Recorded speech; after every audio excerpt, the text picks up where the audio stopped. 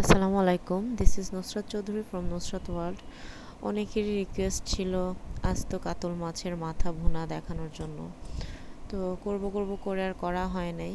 So সেদিন অনেকগুলা কাতল মাছের মাথা, রুই মাছের মাথা আনা হয়েছিল ঘরে। তো চিন্তা করলাম আমার অডিয়েন্সদের জন্য করে ফেলি, যাদের রিকোয়েস্ট ছিল, যারা ইনবক্সে আমাকে নক করেছিলেন তাদের জন্য এটা।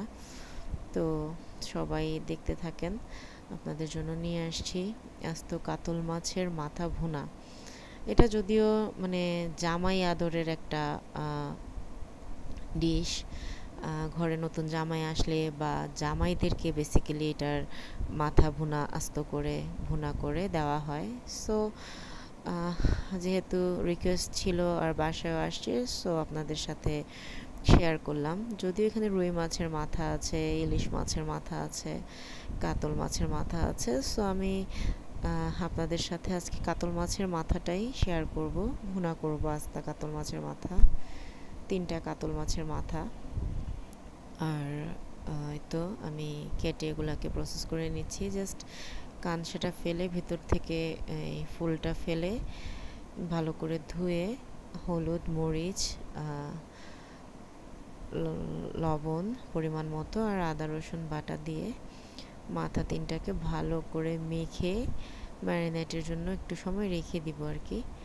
সো মশলাটা ভালো করে মাখতে হবে, যেহেতু মাথাগুলো অনেক বড়, ভালো করে যাতে ও মাথার ভিতরে, মুখে, জিহ্বাতে সব দিকে যাতে মশলাটা ঢুকে, লবণটাকে যাতে মাথাটা অবজার্ভ করতে পারে, ওভাবে করে মেখে নিতে হবে ভালো করে হাত দিয়ে। তো আমার মশলা দেওয়া শেষ, এখন আমি মেখে নিব। আপনারা সাথে থাকেন, দেখতে থাকেন কিভাবে মেখে নিচ্ছি। ভালো করে হাতটাকে ধুয়ে তারপরে মাছের মাথার সব দিক দিয়ে এপিট ওপিট মানে এপাশ ওপাশ করে ভালো করে মশলা মাখাতে হবে। ইভেন মুখের ভিতরে হাত দিয়েও মশলাটাকে মুখের ভিতর পর্যন্ত দিতে হবে, যাতে লবণটা সব দিকে ভালোভাবে লেগে যায়। কানসার দিকে দিতে হবে। ফুল তো বের করে ফেলেছি, সো ওই যে জায়গাতে ফুল ছিল ওই পোর্শনটাতেও হাত দিয়ে মাছের মশলাগুলাকে লাগিয়ে দিতে হবে। দেখতেই পাচ্ছেন আপনারা, একদম ভালো করে হাত দিয়ে মশলাগুলাকে মেখে নিতে হবে, লবণটা ভিতরে যাতে ঢুকে থাকে। ওই জন্য 10-15 মিনিটের মতো মেখে রেখে দিতে হবে ঢাকনা দিয়ে। তো আমি এখনও মাখতেছি। মাথাগুলো অনেক বড়, আমার একটু নাড়তে কষ্ট হচ্ছে, তারপরেও আপনাদের সাথে শেয়ার করছি। দেখতেই পারতেছেন আসলে মাথাগুলো কত বড়, আমার হাতের সাথে তুলনা করলে আপনারা বুঝে যাওয়ার কথা। সো অনেক 10-15 মিনিটের মতো ম্যারিনেট করে রেখে দিয়েছিলাম। তারপরে বড় একটা কড়াই বসিয়ে তাতে পরিমাণ মতো তেল দিয়ে নিচ্ছি, মাথাগুলোকে এপিট ওপিট করে নিব। সো তেলটা গরম হয়ে গেলে আমি একটা একটা করে মাথা দিয়ে দিব। প্রথমে একটা করে ভাজবো, প্রত্যেকটাই আলাদা করে ভাজবো। তো প্রথমটা ভাজির জন্য কড়াইতে তেল গরম করে ওখানে আমি মাছের মাথাটাকে দিয়ে দিলাম। দেখতেই পারতেছেন, ভালো করে একটু ভেজে নিতে হবে আর কি।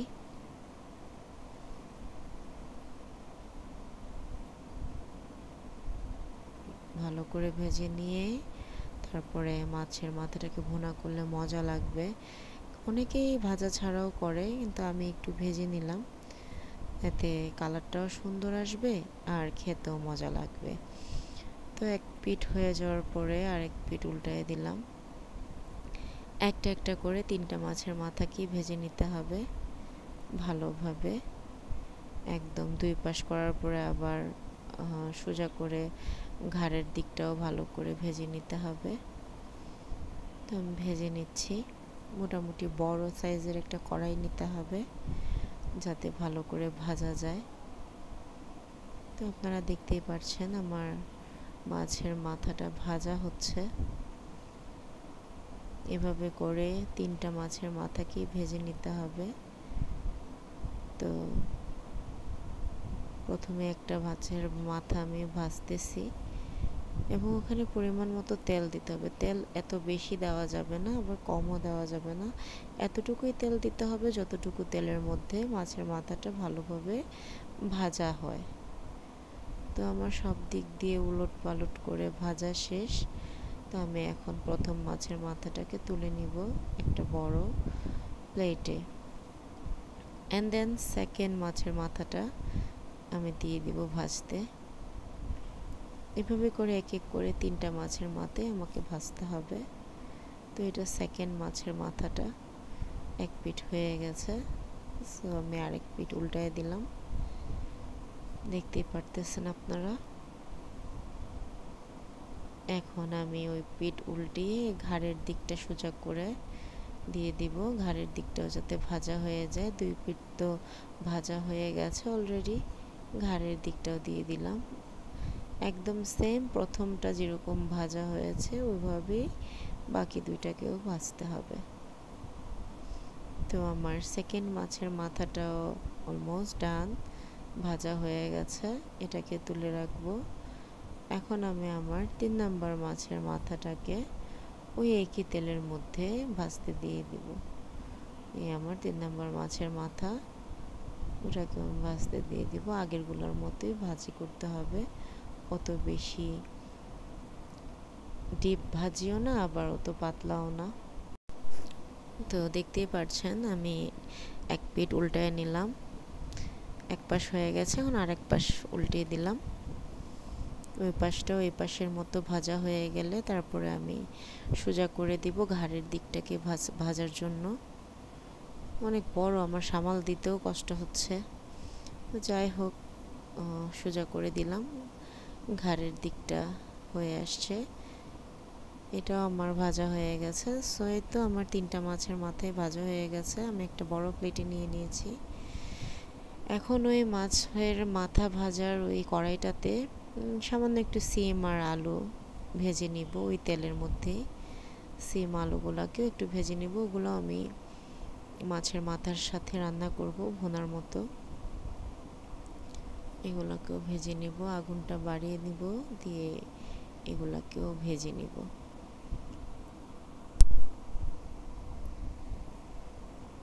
আলু ভাজে যেরকম, লাইক ওয়েজেস যেরকম ভাজে ওই রকম করে আলু আর সিমটাকে ভেজে নিব। আমি এই ভাজার পোর্শনটা এত লং করব না, মোটামুটি আপনাদেরকে একটু দেখিয়ে নামিয়ে রাখবো। আমার ভিডিওটা অনেক বড় হয়ে যাচ্ছে, সো এত বড় হোক আমি চাচ্ছি না।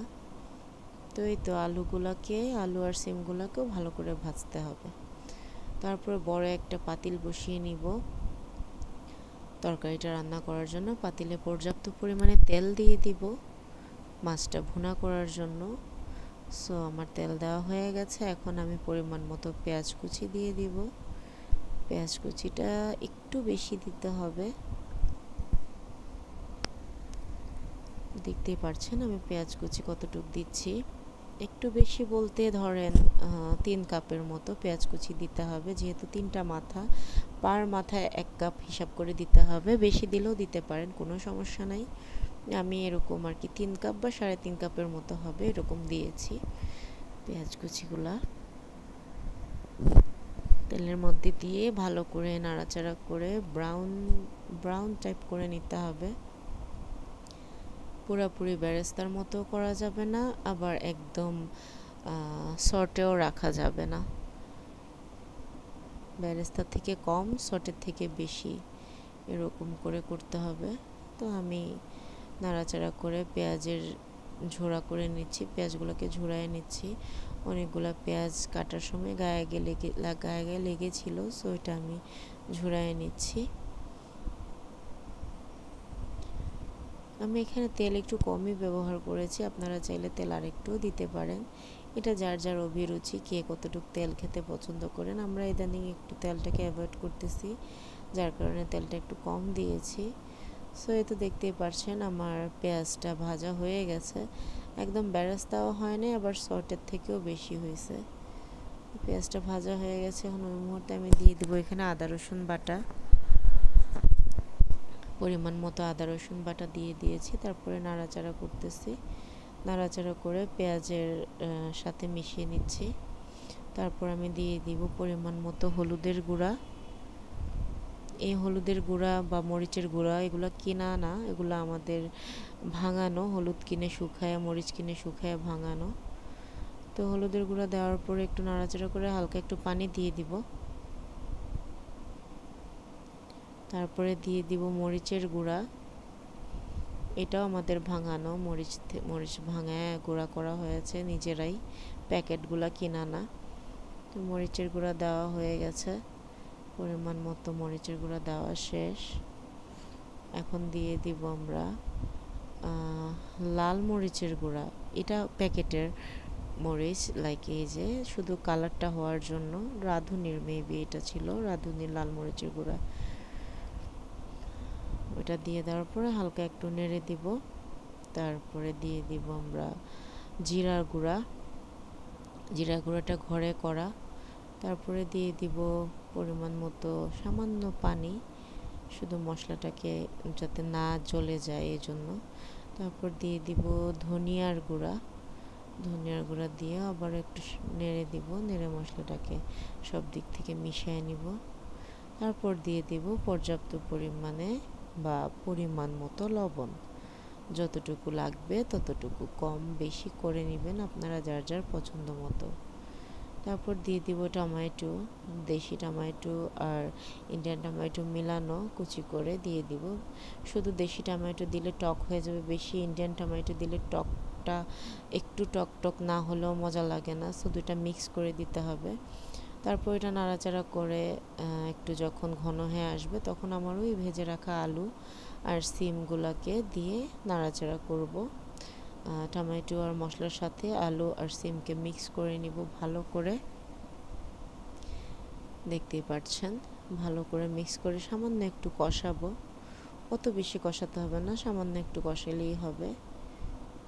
দেখতেই পারতেছেন কষানো চলতেছে। তো সামান্য কষানোর পরে ওখানে দিয়ে দিব আমার ওই ভেজে রাখা 3টা কাতল মাছের মাথা। যদিও এটা দেওয়ার পরে তেমন একটা বেশি নাড়া যাবে না, কারণ মাথাগুলো অনেক বড়, পাতিলের মধ্যে জায়গা হচ্ছে না, অনেক বড় পাতিল, তারপরেও মনে হচ্ছে যে একদম গায়ে গায়ে লেগে লেগে যাচ্ছে। তো মাথাগুলো দিয়ে জাস্ট হালকা একটু নেড়ে মাথাগুলোকে সেট করে দিতে হবে। বেশি নাড়াচাড়া করতে গেলে মাথাগুলো ভেঙে যাবে, আর এই মাথাগুলো ভেঙে গেলে দেখতেও সুন্দর লাগে না, খেতেও ভালো লাগে না।